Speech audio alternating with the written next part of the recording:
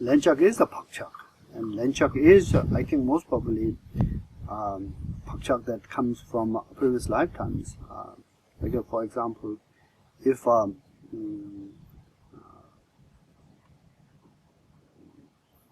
I've borrowed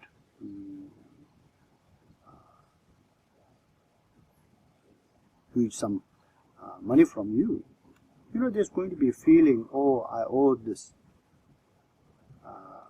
money to you, and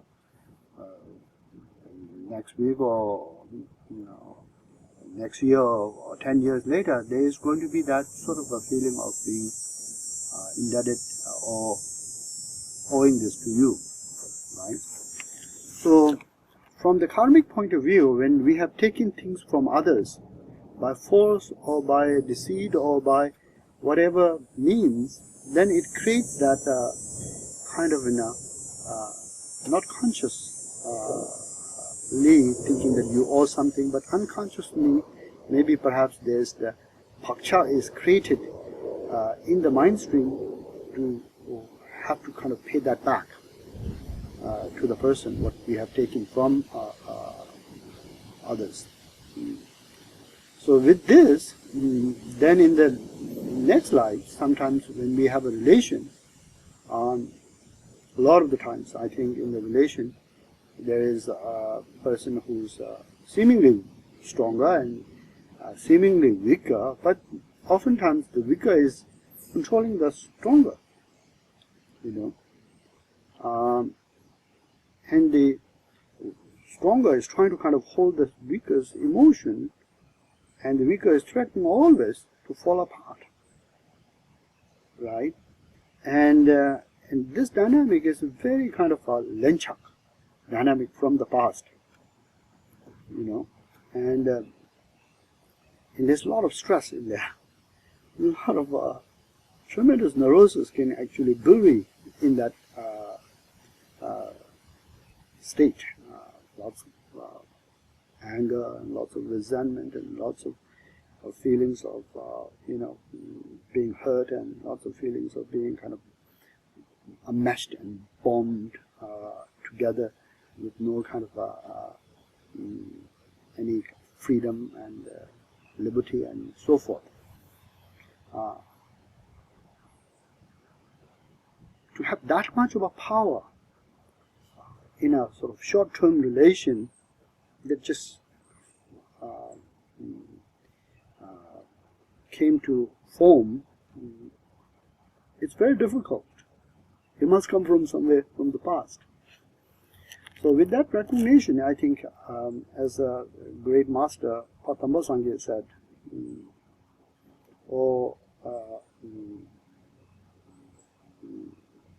don't think it's a fault of the others that this is all happening.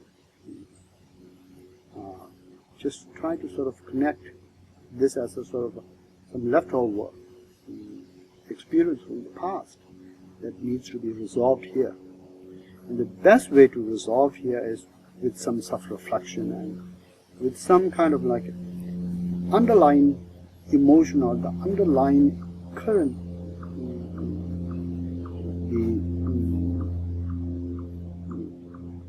the underbelly experience here is fear, a lot of fear.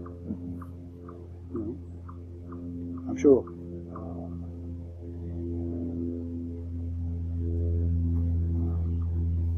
people have different experiences, but a lot of fear there. Kind of guilt also of not being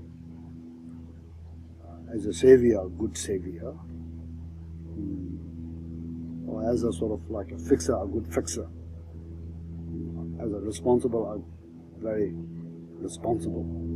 A lot of guilt and fear to sort of like being somehow charged as a guilty you are. So there's a lot of self-attachments, a lot of self-attachments. Unless you get those self-attachments and conceit that one actually tries to hold on to within oneself, it's very difficult to sort of organize one's mind to relate to this situation very sanely. You know, the other person or whoever the other person is, that is kind of provoking it, is just an alibi. You know, so when one actually works on getting over those stuff inside of you, with letting go of some of the strong tendency to be self-attached in those various ways, and just sort of like if you are afraid of being a disappointment, just accept to be disappointed. And then maybe try your best. That's what you could. Right? If you never could accept to be a disappointment,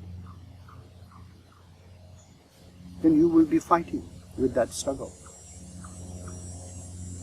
with that fear of being disappointed. You never can even genuinely try yourself as your best. You know, so in this way, I think you could overcome your Lenchak, and then organize your thoughts and organize your emotions, and maybe work with the relation in a sane way, and also try to sort of like, people need to be responsible for their emotions. You never can always hold somebody's mind and emotion and contain them forever. You understand what I mean? So this is, I think, we discussed there in the book. It's up to you, and I hope that it's helpful to readers.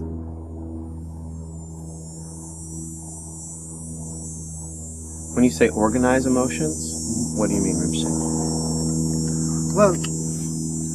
Well, you have to first see how unorganized it is. Then you have a selection of what healthy emotions that you would prefer to sort of focus yourself and your energy of mind to just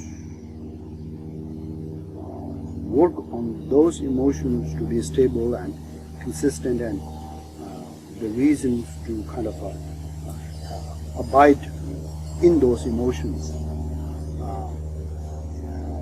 And then when the rest comes, you just kind of let it come and let it go, and when sometimes it sort of catches you in your lack of mindfulness or awareness of being able to sort of let it come and let it go, just using humor.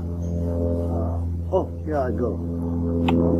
I got hit or knocked down by my kind of neurosis with the less of a mindfulness as a defense, and then just not making again a big deal, and go back to what you would like to kind of focus your self. And a lot of the times, I think, in this kind of a situation, there's a lot of resentment and fear, and kind of a feeling of being bound to certain kind of obligations and restrictions, and feeling weak yourself, having to be bound in that way. Just doing some compassion practice, for oneself and as well as for others who are in such state. And then mainly to sort of, grow your strength to not take this whole thing so real, but yet at the same time able to address them, specifically, and step by step to overcome them, and use your common sense and intelligence, what would make the best approach to do that so.